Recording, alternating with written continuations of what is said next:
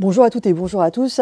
Cette vidéo a pour objet de vous proposer une correction d'un ticket de sortie qui portait sur la notion de dilution. Alors, intéressons-nous, donc on avait 4 questions à traiter. Je vous rappelle que pour certaines d'entre elles, il n'y avait qu'une bonne réponse. Dans d'autres cas, il pouvait y avoir plusieurs réponses à choisir. Alors, première question, on dispose d'une solution mère de sucre, contenant comme soluté donc du sucre, à la concentration en masse de 2 grammes par litre. On souhaite réaliser une dilution pour obtenir une solution phi. Pour réaliser la dilution, il est nécessaire d'utiliser quel type de matériel et de verrerie.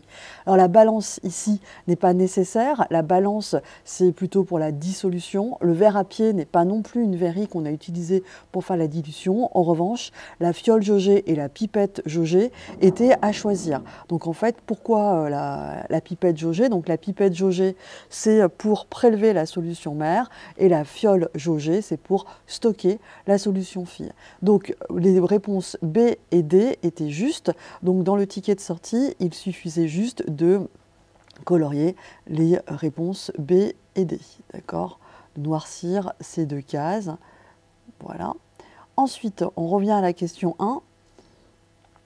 On dispose donc d'une solution mère appelée S1 à la concentration en masse à 2 grammes par litre et on dilue 10 fois cette solution mère pour obtenir une solution phi S2. Question, que vaut la concentration de la solution phi? Donc là, on dit qu'on dilue 10 fois.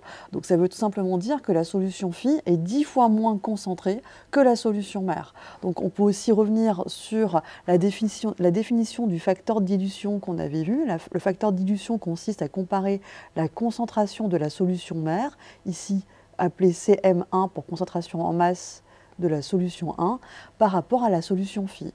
Autrement dit, la concentration de la solution phi, c'est celle de la solution mère divisée par le facteur de dilution.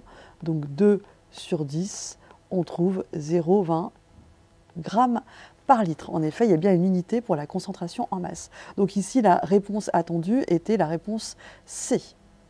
Donc pareil, il suffit de noircir seulement la réponse C. Hop. On dispose d'une solution mère, donc toujours en sucre, à la concentration en masse de 2 grammes par litre. On dilue cette solution mère pour obtenir une solution phi à la concentration de 1 gramme par litre. Que vaut le facteur de dilution? Donc si on s'appuie sur la définition qu'on vient de donner précédemment, le facteur de dilution, c'est le rapport de la concentration de la solution mère par rapport à la concentration de la solution phi. Donc on connaît les concentrations de ces 2 solutions, il n'est donc pas compliqué de trouver le facteur de dilution. Donc si on repart de la même formule, qui est ici, cette fois le calcul numérique devient la concentration en masse de la solution 1, donc ici c'est, hop, on va stabiloter, donc ici c'est 2 grammes par litre, divisé par la concentration, divisé, si on regarde ici, par la concentration en masse de la solution 2, donc ici c'est 1 gramme par litre. Donc si on fait l'application numérique du calcul que je viens d'encadrer ici, on trouve donc F égale 2 sur 1, donc ça nous fait une valeur de 2. Mais alors la question qu'on peut se poser, c'est quelle unité? Au numérateur, qu'est-ce qu'on a? On a des grammes par litre, donc je vais écrire ici, des grammes par litre, et au dénominateur, des grammes par litre aussi. Donc autrement dit, on a des grammes par litre sur des grammes par litre. Donc les unités vont se simplifier. Le facteur de dilution étant une valeur qui rappelle de combien de fois une solution mère est plus concentrée qu'une solution phi. C'est un facteur c'est une proportion si vous préférez. D'accord? Donc ici la réponse attendue c'était la réponse C. D'accord? Je vous rappelle que le facteur de dilution n'a pas d'unité. Et enfin la dernière question qui était un peu plus compliquée. On va y revenir dessus un peu plus longuement. On dispose d'une solution mère, toujours à 2 grammes par litre, et on veut préparer cette fois une solution phi à 50 millilitres. D'accord? Et on connaît sa concentration, 1 gramme par litre. Donc la question, c'est quel volume de solution mère doit-on prélever pour préparer cette solution phi? Donc là, cette fois, il y a beaucoup d'informations et on peut raisonner par 2 façons de faire différentes. Alors ce que je vous propose, c'est de faire les déraisonnements, à vous d'en choisir celui que vous préférez, l'idée étant de bien rédiger. Je vous propose d'abord de commencer par la chose importante, à savoir que lors d'une dilution,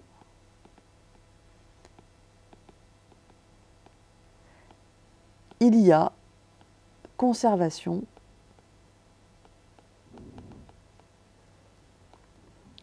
de la masse de soluté dissous. En effet, bon, c'est mal écrit hein, parce que la tablette n'est pas bien installée. En effet, quand je prends par exemple du sirop, je trouve que c'est un goût trop sucré. Si je rajoute de l'eau à ce sirop, je n'augmente pas la quantité de sucre. Je ne fais que augmenter le volume pour abaisser la concentration. Donc la masse reste la même.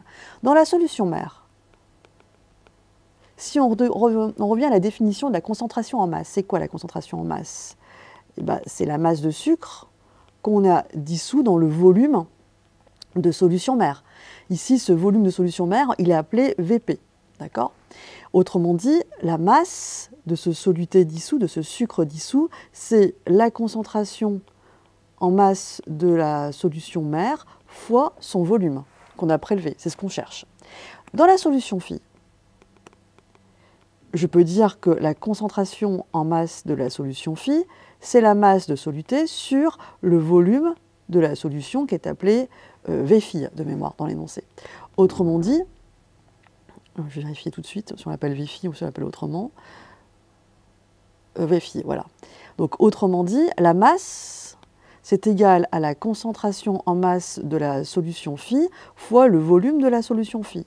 Si on reprend l'exemple précédent, j'ai du sirop sucré, d'accord? J'ai un petit volume, c'est très concentré, je rajoute de l'eau. Qu'est-ce que je fais en rajoutant de l'eau? Donc je passe d'un petit volume à un grand volume, mais en même temps, je passe d'une grande concentration à une petite concentration. Donc les deux grandeurs varient de telle sorte que la masse de sucre, elle, ne change pas. En ajoutant de l'eau, vous ne modifiez pas la masse de sucre dissous. Donc comme lors d'une dilution, on a cette phrase choc hein, ici, lors d'une dilution, il y a conservation de la masse de soluté dissous, donc la masse de soluté avant et après de dilution est la même. Autrement dit, la concentration en masse de la solution mère fois le volume qu'on a prélevé est donc égale à la concentration en masse de la solution 2 fois le nouveau volume. D'accord hein, ces deux grandeurs, on va le faire en rose, cette masse et cette masse, c'est donc la même, sauf qu'elle est exprimée différemment. Qu'est-ce qu'on cherche, nous? C'est le volume de solution à prélever. Donc on divise chaque membre par la concentration en masse de la solution mère, et il vient Cm2 sur Cm1 fois le volume de la solution phi.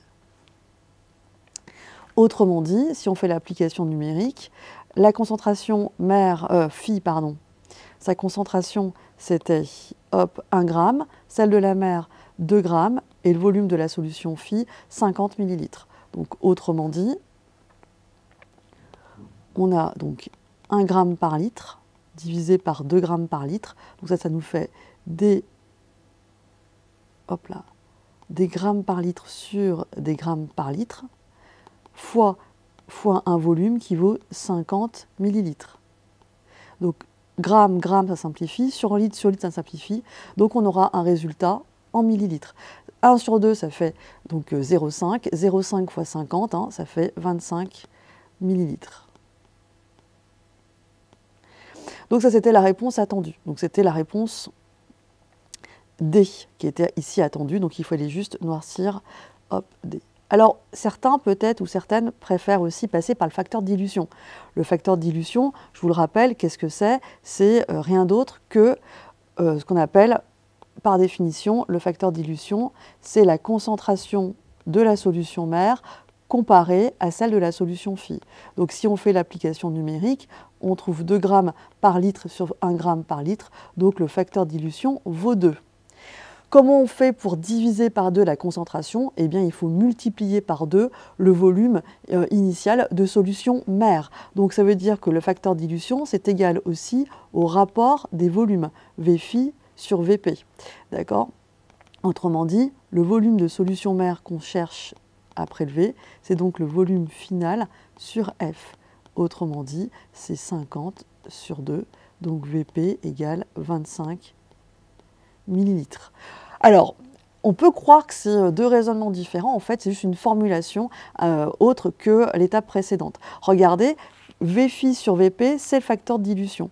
En fait, Vphi sur Vp, vous le retrouvez où indirectement? On le retrouve presque ici. Pardon.